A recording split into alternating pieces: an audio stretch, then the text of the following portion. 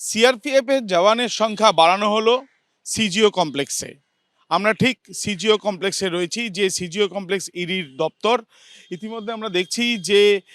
এখানে এই যে সেন্ট্রাল ফোর্সের জওয়ানদের যে সংখ্যা নিরাপত্তার স্বার্থে সেই সংখ্যায় বাড়ানো হয়েছে, এবং যেটা জানা যাচ্ছে শুধুমাত্র একটি গেট নয়, প্রত্যেকটি গেটেই কিন্তু সেন্ট্রাল ফোর্সের জওয়ানদের সংখ্যা বাড়ানো হয়েছে। প্রসঙ্গত আমরা জানি যে সিবিআই এর যখন অফিস সিজিও কমপ্লেক্সে ছিল, এখনও একটি ইউনিট রয়েছে। সম্পূর্ণ অফিস যখন ছিল তখন যে পর্যায়ে বা যে সংখ্যায় জওয়ানদের রাখা হতো বা সিআরপিএফ এর জওয়ানদের রাখা হতো, সেই সংখ্যায় কিন্তু জওয়ানরা আর পরবর্তীকালে ছিলেন না, যখন সিবিআই এর অফিস এনবিসিসি স্কোয়ারে চলে যায়, যেখানে এনআইএ অফিস রয়েছে। এরপর এই যে পরিস্থিতি তৈরি হয়েছে বিগত কয়েক দিনে, যেখানে আমরা দেখেছি যে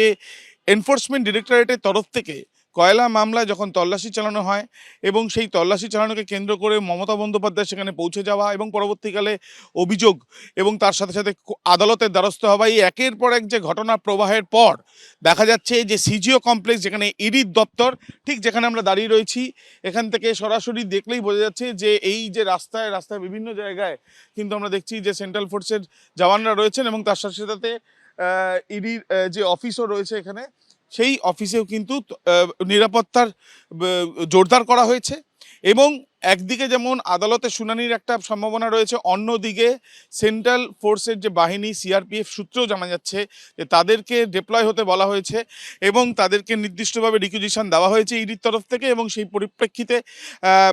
তারা যেমন দিয়েছেন এবং তাদেরও এমএইচের থেকে যে অর্ডার এসছে সেই পরিপ্রেক্ষিতেই কিন্তু তাদের ইতিমধ্যে আমরা দেখতে পাচ্ছি যে বিভিন্ন গেটে